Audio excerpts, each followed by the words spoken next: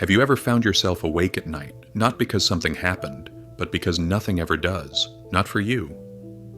You give, and yet the silence that follows feels heavier than any scream. You replay moments where you smiled, nodded, agreed, even when every fiber of you was screaming no. You wonder when exactly you stopped being a person and became a convenience, and the sickest part is, you call that kindness. But what if I told you the reason you're so exhausted isn't because the world is ungrateful, but because you're being used? See, people don't always come at you with knives. They come with smiles, with praise, with a hand outstretched, not to lift you, but to pull from you. Because you're easy, you're nice, you're soft, you don't say no, you won't walk away. And when they take too much, they know you'll blame yourself for not being good enough. You've been taught that if you are kind enough, patient enough, needed enough, they'll love you. But what you weren't told is this: needing is not loving, using is not respecting, and being agreeable is not the same as being safe. Follow that which you are deeply attracted to, and you will find your power. That's what Jung said. And for a long time I thought that meant chasing love, chasing peace, chasing the idea of being chosen, but now I understand what he meant. Because what I was deeply attracted to wasn't love, it was acceptance. It was the hope that if I gave enough, I'd finally be seen. That if I stayed quiet, they wouldn't leave. That if I kept the peace, I'd finally earn it. But that's not power, that's survival. You want to know how you got here? Why they treat you like an emotional landfill, dumping every insecurity, every crisis, every drama at your feet, expecting you to clean it up and smile after. It's not because they're monsters. It's because you let them. Not because you're weak, but because you're wired to please. Somewhere along the way, maybe as a kid, maybe in your first relationship, maybe watching someone else be punished for having a spine, you decided that safety lived in silence, that saying no was dangerous, that disappointing people made you unlovable. And now? Now you say yes when you want to scream. Now you offer help when you're already drowning. Now you call yourself understanding, but what you really are is terrified of being abandoned. But you've already been abandoned. You've abandoned yourself. That tightness in your chest, that lump in your throat when you're about to express your needs but swallow them instead, that's the body remembering what it feels like to disappear in plain sight. And maybe you think being kind makes you noble, but let me ask you this. What good is a kindness that depletes you, that shreds your boundaries and leaves you resentful? That's not kindness, that's a cage. And the people who keep you there? They're not always villains. Sometimes they're just broken too. But broken doesn't excuse using, and your wounds are not a permission slip for others to walk all over you. There's something you need to hear. You are allowed to say no. You are allowed to leave. You are allowed to disappoint people who expect you to sacrifice your joy for their comfort. And yes, it will hurt. It will shake you to your core. You will question everything. Because when your entire identity is built on being nice, setting boundaries will feel like cruelty. But it's not. It's clarity. There will be people who say you've changed. Let them. That's what healing looks like from the outside. It looks like betrayal to those who benefited from your self-abandonment. They'll call you selfish, cold, difficult, but the truth is you're finally becoming real. And being real has never been the same as being liked. You're not here to be digestible. You're not here to be everyone's emotional sponge. You're not here to be nice. You're here to be whole. You don't owe anyone an explanation for your boundaries. You don't owe your energy to those who only show up with empty hands. You don't owe your silence to keep the peace when it's your own soul at war. So let them talk. Let them walk away. Let the ones who only valued you when you were useful vanish when you stop being easy. That's not loss. That's alignment. Because what you're really losing isn't connection. It's illusion. You're shedding roles you were cast into without your consent.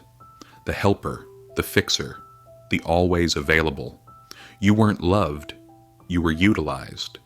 There's a difference, a brutal one. And when you stop playing those roles, the people who benefited will call you selfish. They'll say you've changed.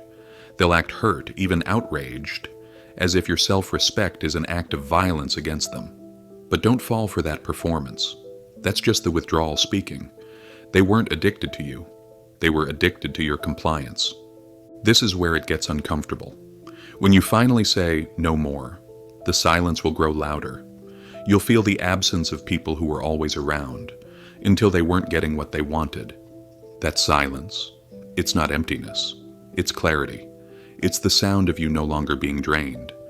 And in that silence, you'll be tempted to go back, to apologize for taking up space, to prove your worth again. Because for so long, your identity was tied to how well you could be needed. But what if you're not here to be needed? What if you're here to be seen, respected, chosen, not for what you offer, but for who you are? You'll notice something strange. The more boundaries you create, the more people will reveal themselves. Some will quietly fade, unable to function without your availability. Others will retaliate, angry that their control no longer works. But a few, the rare ones, will stay. Not because they need you, but because they see you. They respect you. They don't require your sacrifice to validate their comfort. And those are the ones worth keeping. Let the others go. Don't chase the ones who vanished when your yes became conditional. Don't grieve the loss of imbalance. That wasn't love. It was dependency wearing a mask. It was transaction disguised as connection. The truth is, you were never in a relationship. You were in a contract you didn't get to read. This isn't about burning bridges. It's about realizing that some bridges only led to places you were never meant to stay, and some people only met you at the version of yourself who couldn't say no. Let them go if they can't walk beside who you're becoming. This is the cost of evolution. This is the grief of healing. Not just mourning what you lost, but mourning who you had to be in order to be loved by people who couldn't love all of you. You will miss them, of course you will. Not because they were good to you, but because they were familiar. And sometimes familiarity feels safer than freedom. Because freedom, real freedom, means uncertainty. It means waking up without someone else's demands telling you who you are. It means standing in front of the mirror without a script, without a role, without a task. It means silence. And that silence can be deafening when you've spent your whole life filling it with other people's chaos. So yes, you'll miss them, but not the people. You'll miss the pattern. You'll miss the identity you wore around them. You'll miss being needed, even if it left you empty. Because being needed felt like purpose, even if it came with strings, even if it came with a quiet kind of suffering. And that's the twisted thing about trauma bonds and transactional relationships. They don't just trap you with pain. They trap you with routine, with predictability, with the sick comfort of knowing your part in someone else's life, even if it destroys you. But now you're stepping away from that, and your nervous system doesn't know what to do with the space. You'll feel guilty. You'll question if you were too harsh. You'll replay old conversations, looking for a moment when maybe you could have fixed it, softened it, kept them from leaving. You'll wonder if it was your fault. Because when you've been trained to carry emotional weight for others, you blame yourself when they finally fall. But here's the truth you need to hold on to. You didn't lose anything sacred. You didn't abandon anyone who was truly holding you. You simply stopped performing. And the ones who walked away, they were only ever clapping for the act. Let them leave. Let the ache in your chest be what it is, a detox from false connection. Because healing doesn't just bring peace, it brings withdrawals from old identities, from imbalanced love, from the version of you who tolerated too much just to be tolerated. You may feel lost without them, but you were already lost with them. They just gave you something to orbit, something to revolve around. And now that they're gone, you're left with your own gravity. And that's terrifying at first. But it's also honest. For the first time, you're not shaping yourself around someone else's expectations, and it feels like free fall. Because for so long you were a satellite, circling someone else's world, reacting to their moods, adjusting yourself to their needs, dimming or shining based on how close you were allowed to be. You called it love, but it was survival. You lost your shape trying to fit into a system that was never built to hold you. They became your anchor, your reference point. Every decision filtered through their reactions. What would make them proud? What would keep them happy?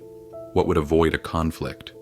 And slowly, almost imperceptibly, you began to orbit so tightly that you forgot you were a separate body altogether. That's what happens when your worth is tied to your usefulness. You stop existing on your own terms. You become a reflection, a reaction, a shadow. But now they're gone. Or maybe you left. Either way, the center collapsed. The gravity that held you in place vanished. And now you're floating in the aftermath, weightless, with no one to mirror. And it's disorienting. Because standing in your own gravity means you have to choose, not react, not defer, not guess. Choose for yourself, for the self you buried under years of politeness and people-pleasing and being needed. You don't realize how much of yourself you lost until you're no longer required to disappear. Until there's no one left to manage, impress, or protect. You sit in a room by yourself and realize you're a stranger, not because you've changed, but because you've never actually had the space to meet who you are without them shaping the encounter. And here's the strange part. Sometimes the silence feels heavier than the chaos ever did, because at least the chaos was loud. At least it gave you something to do. At least it gave you a reason to keep bending. But silence? Silence forces you to feel the ache you've been running from. It brings up the truth, that you were never centered in your own life.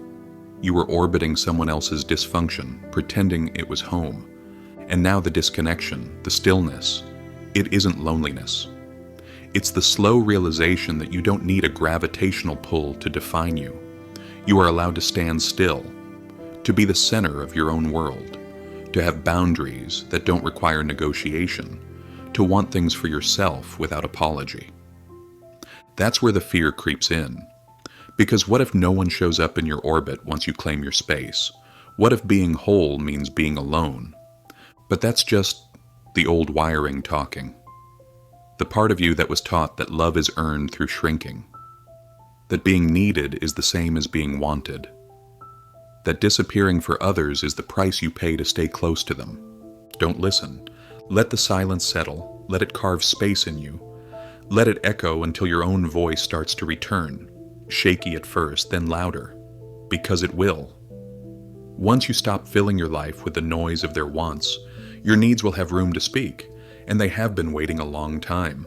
You'll begin to notice what you actually enjoy, what you believe, what makes your body feel safe, what makes your soul feel alive, and you'll do it without asking for permission. But it won't feel good at first. It will feel wrong. Because pleasure, real, self-directed pleasure, is unfamiliar. It comes with guilt attached, like a poison running beneath the sweetness. You'll catch yourself laughing and then wondering if it's allowed. You'll feel peace and then sabotage it because your nervous system still thinks chaos is home. That's the trauma. It rewires your sense of normal. It tells you love is earned through labor, that rest is laziness, that joy is irresponsible, that any moment not spent proving your worth is a moment wasted. So when you finally take a breath for yourself, a deep one, not borrowed, not owed to anyone, your chest tightens. Not because it's wrong, but because your body doesn't yet believe you're safe. You'll find yourself pausing before small decisions. Should I eat this? Should I go there? Should I want that? And underneath each question is the real fear. If I choose what I want, will I lose the people who only stayed because I never did? That fear is valid. It's not weakness. It's programming. It's what happens when your needs were punished, when your joy was inconvenient, when your autonomy was treated like rebellion. So you learned to comply. You became the peacemaker, the shapeshifter, the mirror. You made yourself likable, agreeable, invisible, because invisibility was safer than rejection. But now you're alone. And suddenly, there's no script, no one else to center, no emotional landmines to tiptoe around, and that silence, it forces you to confront the question you've spent your whole life avoiding: who am I when I'm not being needed? You'll look around and realize you don't know. Not really. You know how to perform, to comfort, to adapt. But your preferences, your limits, your wild, unapologetic desires, they've been locked in the basement of your psyche, hidden, labeled too much, sealed behind other people's comfort. But they never died. They've been waiting, and now in the stillness, even in the terrifying vastness of your own unfiltered life, they start to crawl back up. Not like angels, no. Like ghosts, groaning, disoriented, half-starved, covered in dust and silence. You don't recognize them at first. You flinch from them.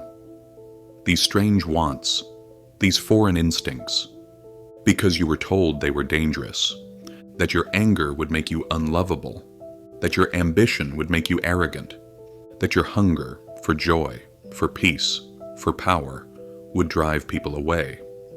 And maybe they were right, because when you finally begin to claim those parts of yourself, people do start to disappear. The ones who were only comfortable with the watered-down version of you begin to feel threatened. They call you cold, distant, selfish. But you're not selfish, you're sovereign. You're no longer outsourcing your identity to other people's approval. You're no longer contorting yourself into someone else's definition of good. And that's dangerous to those who needed you small. You start to hear a voice in your head, one that isn't filtered through guilt or shame. It says things like, "I don't like that, and I want more, and no, I'm done." At first, the voice is a whisper, unsteady. But the more you listen, the louder it gets. This voice, this reclaimed self, begins to build new rituals. You start choosing foods that nourish you instead of punishing yourself with restriction. You begin walking away from conversations that drain you instead of enduring them for the sake of being polite. You sleep when you're tired, you rest without apology. You speak even when your voice trembles, and the world doesn't fall apart. You do, a little, but not in the way you feared. You fall apart like a snake shedding dead skin, like a fire burning off what was never yours. The false self begins to die, and what replaces it is raw, real, imperfect, honest. You find yourself laughing without checking the room first. You catch yourself daydreaming and feel no shame for it. You touch something soft, and instead of guilt, you feel warmth. And that's when you realize the prison was never locked. The cell door was open all along, but the chains were internal. They lived in the parts of you taught to believe freedom was selfish. And now with every step back into your body, your voice, your truth, you're breaking them. Piece by piece. The people who truly see you will stay. They'll welcome your full expression. They won't flinch at your power. They won't panic when you say no. They'll love you not because you fit, but because you're whole. The rest? Let them go. You don't need permission to feel alive. You don't need approval to exist. You don't need to dim your joy, shrink your voice, hide your hunger to make other people feel more comfortable around you. You are not here to be manageable. You are not here to be digestible. You are here to become messy, glorious, defiant, true. So when you catch yourself feeling peace, let it stay. When you feel pleasure, let it move through you. Don't flinch. Don't apologize. Let your body relearn what safety feels like when it isn't dependent on suppression. Let your soul remember what it's like to want something just because it wants it. This is the rebirth, the unlearning, the slow, sacred remembering of a self who was never broken, only buried. You are not hard to love. You were just surrounded by people who only knew how to love fragments. Now it's time to love the whole, even the parts that shake, even the parts that burn, even the ones they tried to shame into silence, especially those. Because that's where your power has always lived, in the parts you were told to hide. And now finally they get to breathe. It will be subtle, a moment of peace that doesn't come with guilt, a decision made without explaining yourself, a day that feels light, not because it was easy, but because it was yours. You are no longer orbiting, you are becoming. And the ones who can't handle your gravity, the weight of your truth, your clarity, your refusal to be manipulated, let them drift. You're not responsible for their discomfort. You're not required to dim just because your full presence casts a shadow on the roles they once assigned to you. You don't owe your life to anyone who only loved you when you revolved around them. Now it's time to learn how to stand in your own center and stay. You're free, uncomfortable, uncertain, raw, but free. So let yourself miss them. Cry if you need to. Grieve what could have been. Grieve what you tried to make work. But don't confuse grief with regret. Just because something hurts to release doesn't mean it was meant to stay. You weren't born to be a background character in other people's lives. You weren't put here to be an accessory to their chaos. You have depth. You have weight. You have a story that deserves space, not to be trimmed down so others feel more comfortable standing next to you. So, miss them, yes. Mourn the familiarity. But don't return to a place just because you knew your way around its pain. There's a version of you waiting on the other side of this loneliness. A version that doesn't need to be liked to feel safe. A version that speaks truth even when it shakes. A version that doesn't crumble when someone else disapproves. That version doesn't exist in the echo of old patterns. It doesn't exist in the rooms you outgrew. It doesn't exist in the eyes of people who only saw what you could do for them. It exists here in the quiet, in the raw stillness, in the terrifying beauty of being enough, without the performance. But your soul knows better now, and it will hurt this process. Growth always does. But it will hurt less than the quiet ache of being used by people who only love you when you're easy, who disappear the moment you stop softening your voice or hiding your needs. This isn't loss. This is sacred subtraction. This is your life making room for something real. And no, this isn't about becoming heartless. It's about becoming honest. It's about learning the difference between love and dependency, between connection and control, between generosity and self-erasure. You can still be kind, you can still care, but let your kindness come from overflow, not depletion. Let it come from choice, not fear. You've spent too long convincing the world you're enough. Maybe it's time to convince yourself. And maybe, just maybe, if you stop shrinking, the right people will finally have room to see you. The real you. Not the version they can use, but the one they can respect. And that's where your power begins.